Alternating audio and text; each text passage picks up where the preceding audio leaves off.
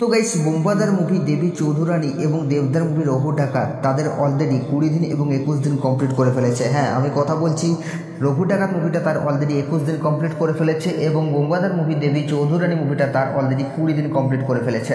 তো hey guys, welcome back to my channel. আমি আছি আপনাদের সঙ্গে মিঠুন আর আপনি দেখছেন আমার ইউটিউব চ্যানেল এমবি স্টুডিও।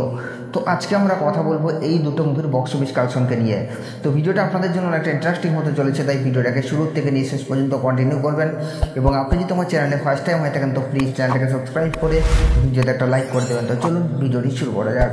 তো গাইস, ফার্স্ট আমরা যে মুভিটাকে নিয়ে কথা বলবো সেটা হচ্ছে বোমবাদার মুভি দেবী চৌধুরানী মুভিটাকে নিয়ে। তো দেবী চৌধুরানী মুভিটা এখনও পর্যন্ত কিন্তু মারাত্মক লেভেলের বক্স অফিস কালেকশন করছে বা মারাত্মক লেভেলের বক্স অফিস কালেকশন হচ্ছে।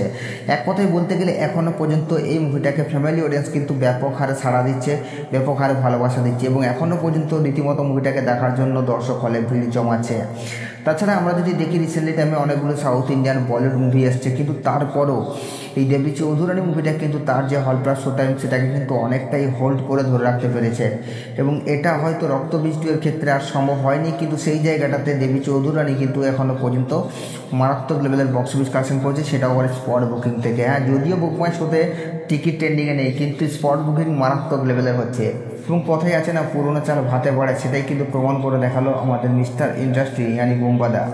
তো যাই হোক, এখন কথা হলো যে এই মুভিটা তার অলরেডি 20 দিন কমপ্লিট করে ফেলেছে। ডে 20-তে এসে মুভিটা কত টাকা আয় করলো। তো গাইস, আপনাদেরকে জানিয়ে দিই এই মুভিটা তার ডে 20-তে এসে বক্স অফিস কালেকশন করছে প্রায় 5 লক্ষ টাকার মতো এবং টোটাল 20 দিনে মুভিটা গ্রস বক্স অফিস কালেকশন করেছে 4,21,00,000 টাকা।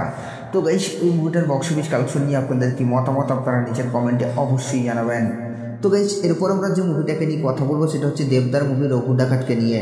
তো গাইস, রঘু ডাকাতকে নিয়ে আপনাদেরকে নতুন করে বলার কিছু নেই। আপনারা জানেন যে রঘু ডাকাত কত বড় স্কেলে মুভিটাকে তৈরি করা হয়েছে, মুভিটার সেট নির্মাণ করে তারপর মুভিটাকে শুটিং করা হয়েছে। কিন্তু এই মুভিটা রিলিজের আগেই একটা বিরাট বড় ষড়যন্ত্রের শিকার হয়েছিল, এটা আমরা জানি। মুভি রিলিজ হওয়ার আগেই সেই মুভি রিভিউ চলে আসছে। তাছাড়া এই মুভিটাকে নিয়ে নানান রকমের নেগেটিভিটি, যারা কোনোদিনও মুভি রিভিউ করেনি তারাও অলরেডি মুভি রিভিউ করতে চলে আসছে। তো অনেক রকমের সমস্যা কিন্তু হয়েছে মুভিটাকে নিয়ে, কিন্তু তারপরেও তারা দেবদাকে আটকাতে পারেনি। মানে দেবদা মানেই হচ্ছে একটা নতুন কিছু, দেবদা মানে হচ্ছে ধামাকা এবং দেবদা মানে হচ্ছে বাংলার বক্স অফিস কিং। এটাতে ভাই কেউ আটকাতে পারবে না এবং দর্শকদেরকে এবং দেবদার হেটার্সদেরকে দেবদা কিন্তু একটা যোগ্য জবাব দিয়েছে।